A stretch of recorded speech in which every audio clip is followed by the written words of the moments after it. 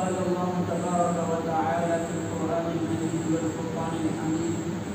أعوذ بالله من الشيطان الرجيم بسم الله الرحمن الرحيم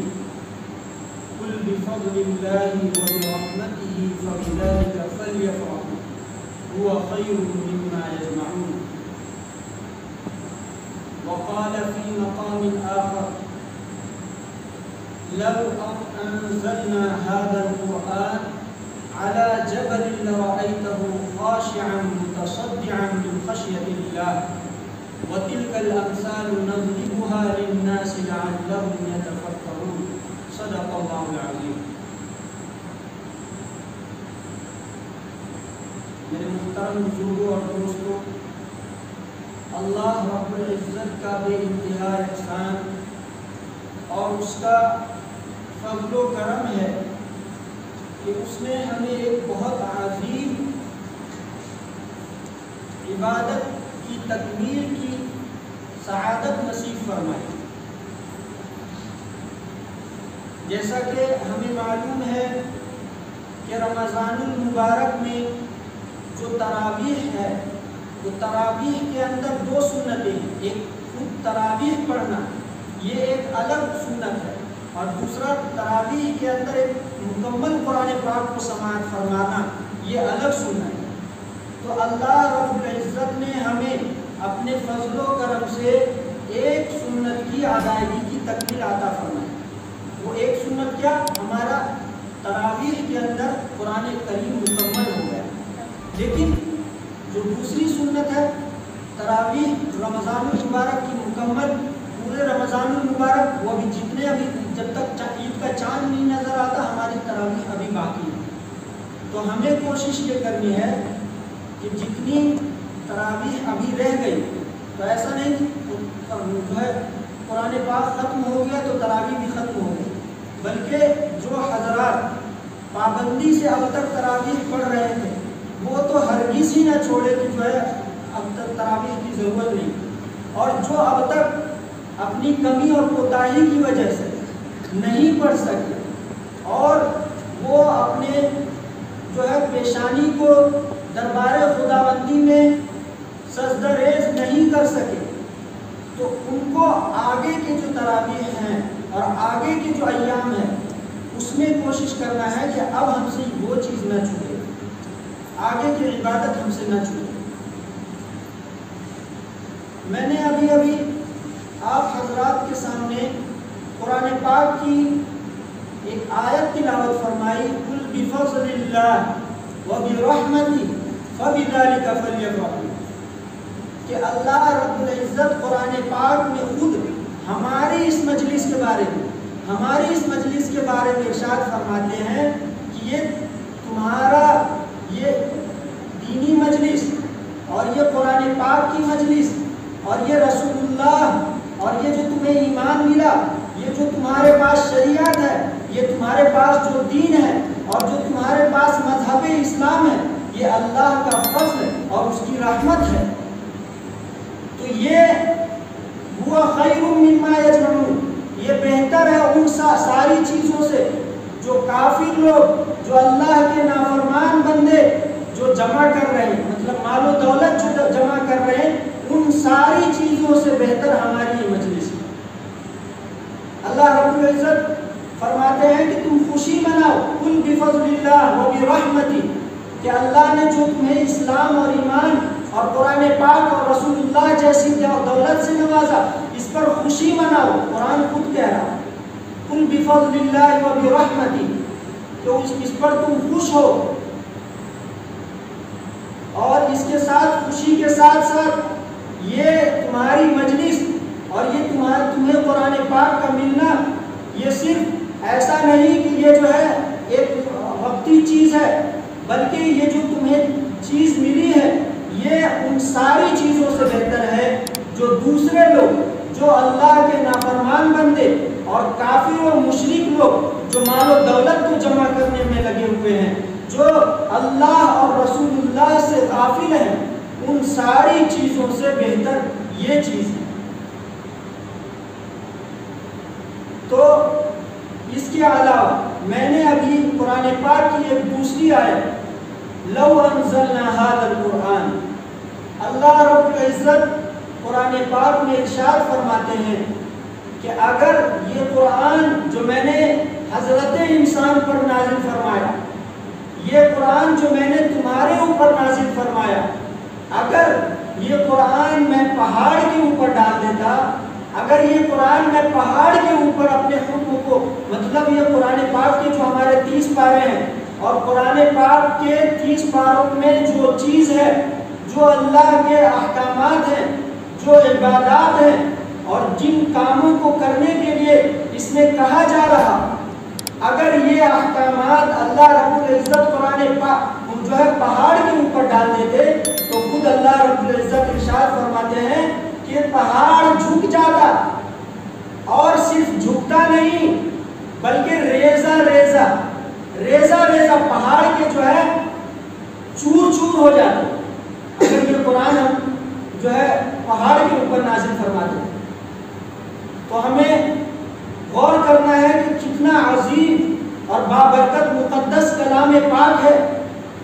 کیا ہم یہ صرف اللہ رب العزت نے قرآن پاک میں جا بجا قرآن پاک کی بے انتہا جو ہے فضائل اور اس کے جو ہے اس کے فوائد بیان فرمائے، تو صرف کیا بیان فرمانے کا مقصد کہ نہیں بہت اچھی کتاب ہے، بہت اچھی کتاب ہے، گر گیا تو سینے سے لگا لیے، کسی نے کچھ کر دیا تو بس اس کو چوم لیے، صرف اسی کے لیے قرآن ہے؟ نہیں نہیں میرے محترم بزرگوں اور دوستو، قرآن پاک کا اصل جو مقصد ہے وہ ہمارے زندگی میں لانا ہے اسے۔ قرآن پاک کو ہمیں اپنی زندگی میں لانا ہے۔ اب زندگی میں کیسے لانا ہے؟ ہم تو یہ سوچ رہے کہ ہمیں تو قرآن پڑھنا نہیں آتا، ہمیں تو یہ معلوم ہی نہیں کہ قرآن پاک میں کیا بتایا جا رہا ہے۔ تو آپ یقین مانیں کہ ایک چیز ہے کسی عبادت کو نہ کرنا، یہ ایک الگ گناہ ہے، لیکن ایک دوسرا گناہ یہ ہے کہ اس کو نہیں جاننا، یہ الگ گناہ ہے۔ تو ہمیں یہ کوشش کرنی ہے کہ اگر قرآن پاک پڑھنا نہیں آتا تو پڑھنا، اگر ہماری استطاعت ہے ہم سیکھ سکتے ہیں تو قرآن پاک کو پڑھنا سیکھیں، اور اگر نہیں سیکھ سکتے تو کم از کم اور وہ لوگ بہت کم ہے کہ مطلب قرآن سیکھ ہی نہیں سکتے۔ کون مطلب بالکل جو عمر دراز ہو گئے، کافی عمر ہو گئی، اور الحمدللہ ہم میں سے کوئی ایسے نہیں ہے کہ جو ہے اتنی عمر ہو گئی کہ قرآن کے الفاظ ہماری زبان پہ چڑھیں گے ہی نہیں۔ قرآن میں تو خود اللہ رب العزت ارشاد فرماتے ہیں وَلَقَدْ يَسَّرْنَا الْقُرْآنَ لِلذِّكْرِ فَهَلْ مِن مُدَّكِرٍ، کہ ہم نے قرآن پاک کو آسان کر دیا ہے، لِلذِّكْرِ یاد کرنے والوں کے لیے، فَهَلْ مِن مُدَّكِرٍ۔ آپ نے دنیا کے اندر کتنی ساری کتابیں ہیں، اور نہ جانے ہر ایک مذہب کے ماننے والوں کی اپنے اعتبار سے بہت بڑی کتابیں ہیں اور وہ اس کو فالو کرتے ہیں، لیکن جس طریقے سے قرآن پاک کے اندر ایک حرف اور ایک زبر، زیر، پیش، حرکت، جزم، سکون، تشدید، یہ ساری چیزیں جو محفوظ ہیں، آج تک دنیا کے اندر کوئی ایسی کتاب نہیں ہے جس کی اتنی، جو اب تک جو ہے جب سے نازل ہوئی اور تب سے لے کے آج تک پورے اسی طریقے سے محفوظ ہے۔ تو یہ اللہ کا کرشمہ نہیں تو اور کیا ہے؟ لیکن کیا یہ صرف اسی لیے کہ جو ہے ہم سنیں کہ یہ بہت اللہ کا کرشمہ ہے، اللہ کا بہت بڑا یہ کلام ہے؟ نہیں، بلکہ ہمیں اس کو اپنی زندگی میں اتارنا ہے، ہمیں اس کو وقت دینا ہے۔ میں نے اس سے پہلے بھی آپ کے سامنے کہا تھا کہ اپنی زندگی میں قرآن پاک کو ضرور داخل فرمائیں۔ اللہ رب العزت قرآن پاک میں ارشاد فرماتے ہیں الا بذکر اللہ تطمئن القلوب، قرآن پاک کی آیت ہے، الا بذکر اللہ تطمئن القلوب، کہ انہیں کیا ہو گیا، یہ کیوں اللہ کا ذکر نہیں کرتے؟ اس سے اللہ کے ذکر سے تو تطمئن القلوب، دلوں کو اطمینان ملتا ہے، دلوں کو سکون ملتا ہے، لیکن ہمارا سکون کدھر ملتا ہے؟ ہمیں سکون ملتا ہے جس دن ہمارا 300 سے لے کر کے 800 تک کا سیل ہو جائے۔ ہم روزانہ جو ہے